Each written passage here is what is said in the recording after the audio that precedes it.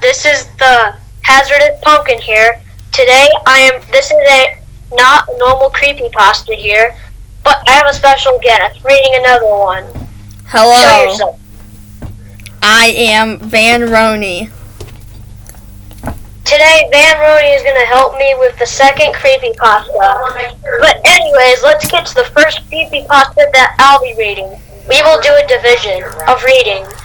Alright, now, my first creepypasta is new cell phone. So anyways, let's get to the new cell phone story. New cell phone. A couple of months ago, my friend's cousin, a single mother, bought a new cell phone. After a long day of work, she came home, placed her phone on the counter, and went to watch TV. Her son came to her and asked if he could play with her new phone. She told him not to call anyone or mess with text messages, and he agreed with her. At around 11:20, she was drowsy, so she decided to tuck her son in and go to bed. She walked to his room and saw he wasn't there, however. Then she ran over to her room to find him sleeping on her bed, in relief, with the phone in his hand. Relieved, she picked her phone back up from his hand to inspect it. Browsing through it, she noticed only minor changes, such as a new background, banner, etc. But then she opened up her saved pictures.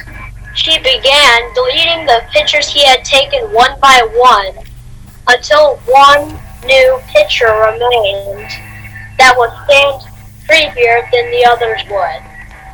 When she first saw it, she was in disbelief. It was her son sleeping on her bed, but the picture was taken by someone else sleeping with him, with her eyes open, and it showed the left half of an elderly woman's face. And there was no updates later about it. She was terrified. She ran to wake the son up and show him the picture, and she was horrified. Anyways, that was all the story. I had a little ending to it. Yeah, that was creepy. Anyways, Van Roney, it's your turn. Mine's a little longer. It's called The Bedroom on the Second Floor. Alright, let's hear it. I was about 22, just gotten out of college, and had a nice wad of cash from my summer jobs in my pocket. I was looking for a place to settle down and start a family. So far, I had found a few decent places that caught my eye. The beaches of North Carolina, the Southwest, and New England. After lots of consideration, I finally chose New England.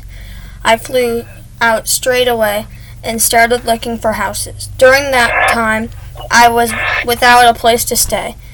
After searching, I found a 5-story boarding house that had cheap rent. I figured that I could stay there until I bought a new house.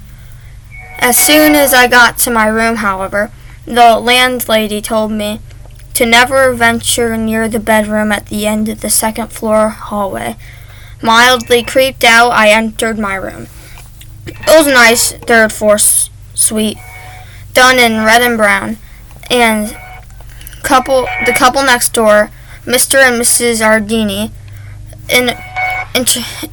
immediately welcomed me to the building and promised me a special cake. I was soon carted around to some residents of the building and chatted in the lounge. Soon I met almost everybody in the building, and I noticed that all the rooms were occupied except for room 238, the room at the end of the second floor. I quickly trudged it off and returned to my room. I awoke at midnight precisely. There was a great amount of thumping underneath me, which scared me a bit. Even more frightening was the fact that underneath me was room 238. The thumping persisted for about 10 minutes, and then stopped. I could hear the faint sobbing of a young woman as I drifted off to sleep. The next morning I saw a lieutenant named J. Ray Jansen come into the lounge sobbing. He shrieked and cried that his beloved wife, Mayella, was gone. That was weird. I heard a woman crying in the room below me that night and many after that. I would hear thumping, crying, and many shrieks of pain coming from the room below me. One night it became too much. I had just gotten back to my room with my girlfriend Sherry, and we were joking around, just having fun, but the thumping started again, and Sherry was curious. We ended up at the door of room 238. It was Sherry who broke open the door. I wish she never did.